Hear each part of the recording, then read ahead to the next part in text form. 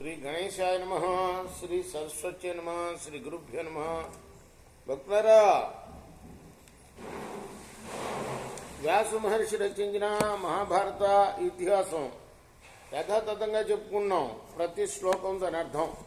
ఇందులో భాగంగా నిన్నటి వరకు మనం ఆది సభారణ్య విరాట ఉద్యోగ భీష్మ ద్రోణ కర్ణ శల్య సౌప్తిక స్త్రీ పర్వాలనే 11 పర్వాలు పూర్తి చేసాం. 12వదైన శాంతి పర్వంలో కూడా మనం 319 అధ్యాయాలు పూర్తి చేసి 320వ అధ్యాయంలోని 142వ శ్లోకం వరకు చెప్పుకున్నాం. ఈ రోజున 143వ శ్లోకం నుండి కొనసాగిద్దాం. కొనసాగించే ముందు వ్యాస భగవాను ప్రార్థన చేసుకుందాం.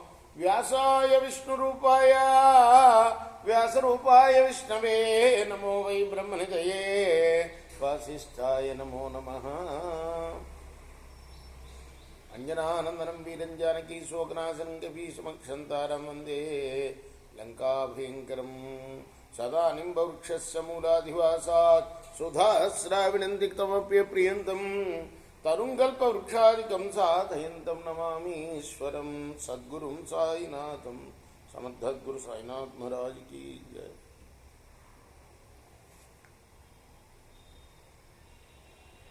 స్వప్న కామో న లభతే స్వప్తుం కార్యార్థిభిర్జనై శయనే చాప్యనుజ్ఞాత సుప్త ఉద్ధాప్యతే వశః. రాజు నిద్రించాలనుకుంటాడు, కానీ కార్యార్థులు ఆయన చుట్టూ ఉండటం చేత నిద్రపోలేడు.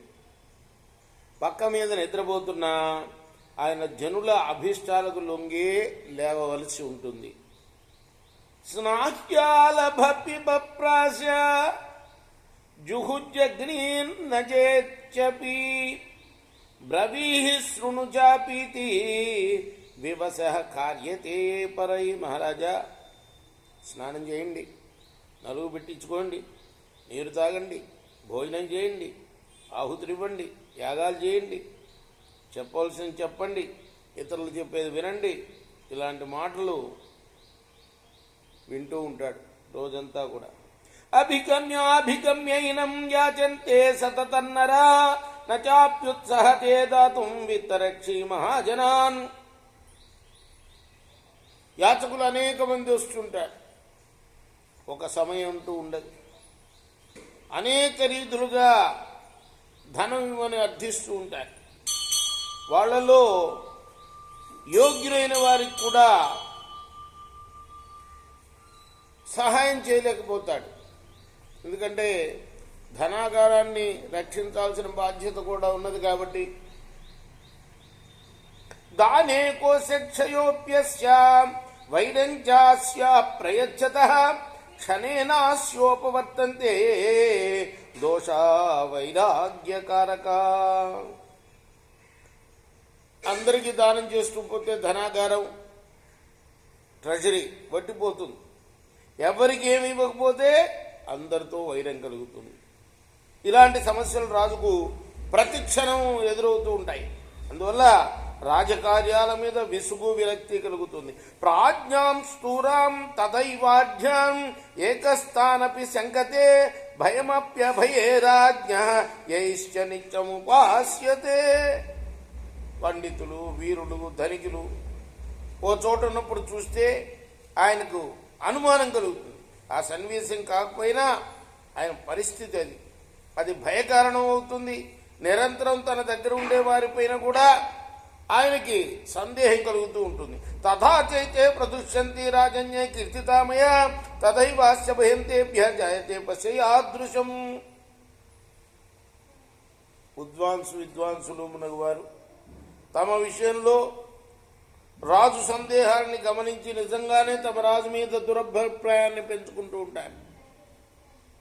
అప్పుడు ఆ రాజుకు ఎలాంటి భయం కలుగుతుందో దాన్ని నీకు నేను చెప్పాల్సిన పని లేదు.